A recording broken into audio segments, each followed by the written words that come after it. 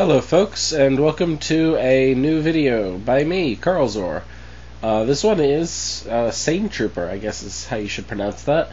And it's a little Japanese indie game that I feel really kind of slipped under the radar. So I decided to go ahead and cover it because, I mean, the indie game websites covered it, but I never really saw much about it on YouTube. Basically, you just select your control style, and you select any stage that you've already been to. As of right now, I'm on stage 2, but I'm going to go ahead and just restart from the beginning for you guys.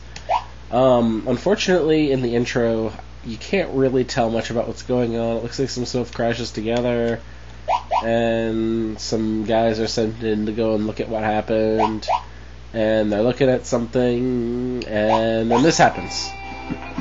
And anyway, you run around, you collect stuff for points. You can see at the bottom there is an air supply. You do not want that to run out. There's bad times if you run out of air. Returning to the surface will replenish your air up to the halfway mark. If you can find a air tank like this one, you can get way more than your normal maximum amount of air, and you get a little speed boost for a while, as you saw. You can fire in all 4 cardinal directions. Ooh, goodness. Collect treasures. Help other aquanauts, or whatever you'd call these guys. Aquanaut things, and collect keys. Keys are important because a lot of time the locks at the end of the level, you'll require keys to open them to get to the ending. So, let's collect some more stuff. And if you fall too far, you get stunned, but it doesn't, I don't believe it ever hurts no matter how far you fall. Oh. Oxygen tank. Always collect those when you see them, because they will disappear. Usually they appear when you defeat enough enemies. And, I don't know what bugs are doing underwater. It seems a little bit crazy. I've never seen a bug surviving underwater. Crustaceans, sure, they kind of look like bugs, but that's different. Anywho.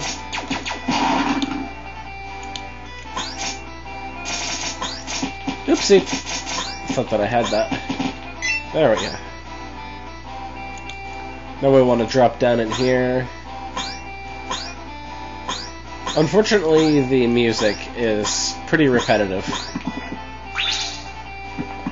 It's about a 20-second, 30-second loop.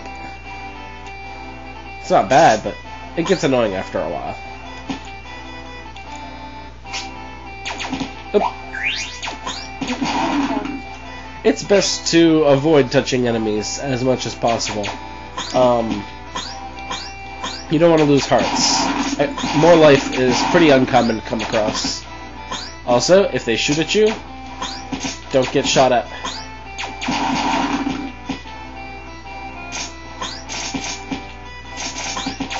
Like in Spelunky, you can take a few hits, but the less damage you take, the better you are later on.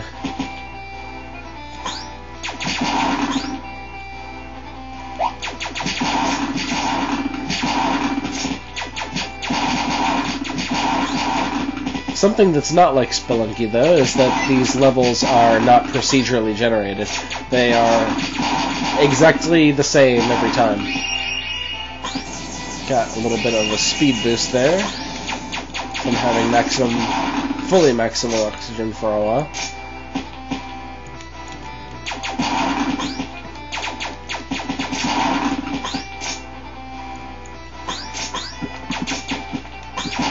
Key over here that we want.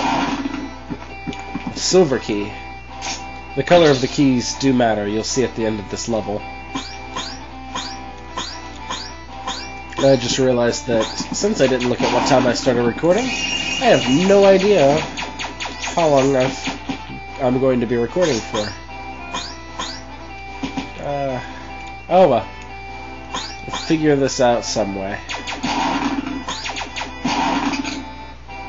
Maybe I'll just get through this entire part of the stage and then stop and cut it in half if I need to.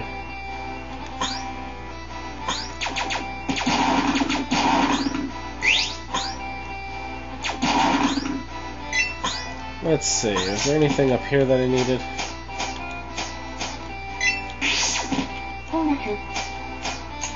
Some bonus points. And nothing else really of importance.